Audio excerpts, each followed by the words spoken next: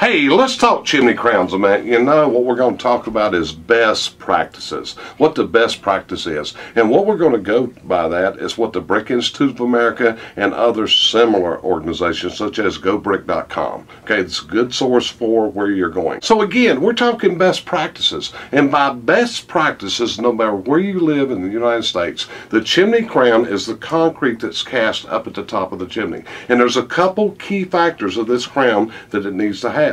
Many don't have it. And one is it's got to have an expansion joint. And what the expansion joint is, in the crown, you're going to have clay tiles coming up and they're going to come through the crown. Well, the clay tile is going to grow and it's going to expand outward and it's going to grow up. If there's no expansion joint, what's going to happen is it's going to either crack the crown or it can't even pick the top of the chimney up and separate it, and you'll have what we call a circumferential crack around the chimney.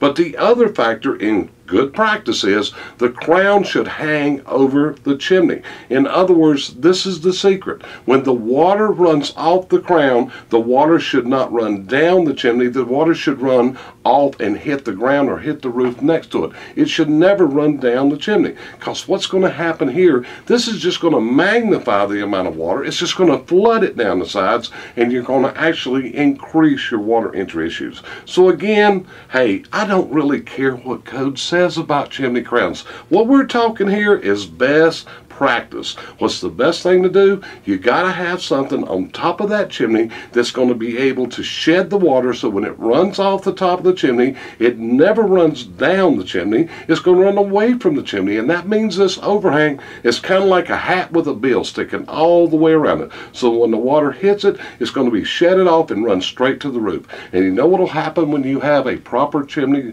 crown built to good practice standards? You're going to have a whole lot less smells in your house. You're going to have a lot longer life to your chimney. You're going to be surprised at the difference it's going to make to the brick itself. I'll bet your brick won't be discolored. You won't see different colors up there. So if you have an inspector at your house and he talks about the chimney crown, remember what Jerry from Ask the Chimney Sweep said. Good practice. Good industry practice. The chimney crown should extend past, the water does not run down it. Step 2 is there should always be an expansion joint. So when you got somebody quoting you on a new chimney crown, hey, ask him what best practices do and ensure that they do it to meet your needs.